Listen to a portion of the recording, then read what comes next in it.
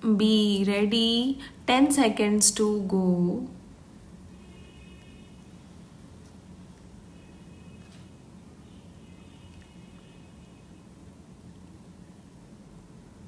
Start.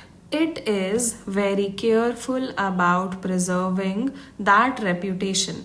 Let us not therefore pursue this talk of expropriating foreign capital. It is not worth it. We are not such a poor country as to go about indulging in tactics which will lose us the goodwill and the credit of the world, and in which will perhaps leave a feeling of wrongdoing in our minds and hearts. Even inside our own country, we cannot think of schemes and policies in isolation. We deal, for example, with the zamindari system and other schemes relating to land. What are referred to as schemes of social engineering cannot often be dealt with in the normal way of acquisition of land or property. We cannot acquire the whole land at once. We have to go about it gradually. We have to find out about our capacity to pay, and then the payment can be graded. That is when we acquire the property, as we did in the case of zamindars. The relatively poor zamindar gets full compensation 100%. Another person may get about 80%, the third 70, and the fourth 60. There is no trouble there. But let us look at the industrial and business ventures. We are acquiring the Imperial Bank. So far as I know, we are paying pretty full compensation in whatever form it may be. By not doing so, we may save a little money here and there, but it will injure us. It will be even more wrong in the case of the small owners not to give them full compensation. I am surprised that one of these minutes of dissent hints that we are out to harm the small owner. I submit that it is an unfair charge. Nobody can do it. How can we, this parliament or this government? Can anybody conceive of this parliament or any other legislature going out to harm the small owner? The self interest of the average member will shout out against such a step, if nothing else.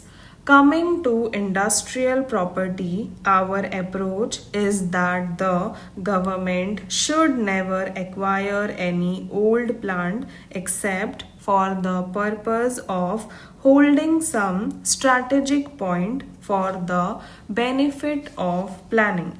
The reasons behind this approach are obvious. We are an underdeveloped country, industrially speaking. We want to industrialize the country. We want hundreds of factories to go up in every corner of the country. We are not going to acquire anything unless it comes in the way of our planning. The idea, which is sometimes put forward by some honorable members opposite, that a kind of general scheme of nationalization would bring about great equalization, is incorrect. Drastic equalization in that way simply means equalization of the lowest stage of poverty. That is not good enough. We want to raise our country's standards and yet bring about this equalization so that we can go towards an egalitarian society. The whole idea of nationalization does not come into the picture at all, except that when planning requires that some strategic point which comes in its way should be taken possession of, the state should control it. Otherwise, the state should go ahead and build up new state plants. The public sector becomes bigger and more important and productive, letting the private sector advance simultaneously. If the public sector is eating into the private sector, there is no total advance, even though there might be some advantage from the social point of view. We shall only be losing our resources by shifting a factory from the private to the public sector. The House will forgive me if I often talk about atomic energy.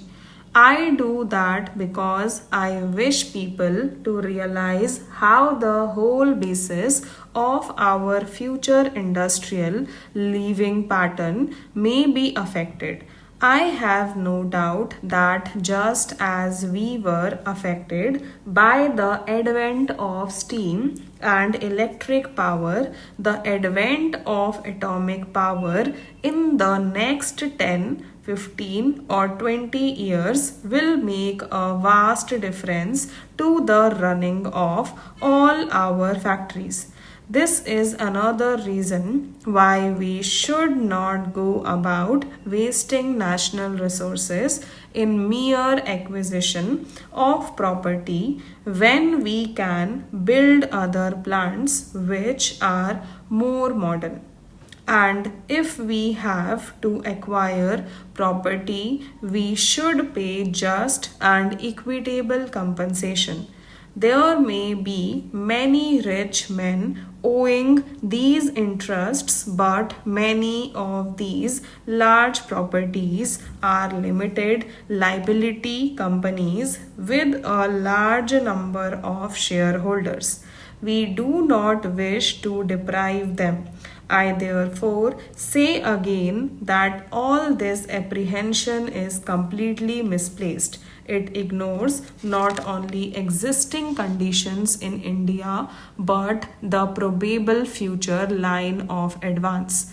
We talk about a socialist pattern of society, industrialization, the removing of unemployment, of higher standards, and so on. What is really necessary is somehow to activize and dynamize the base of the Indian social structure.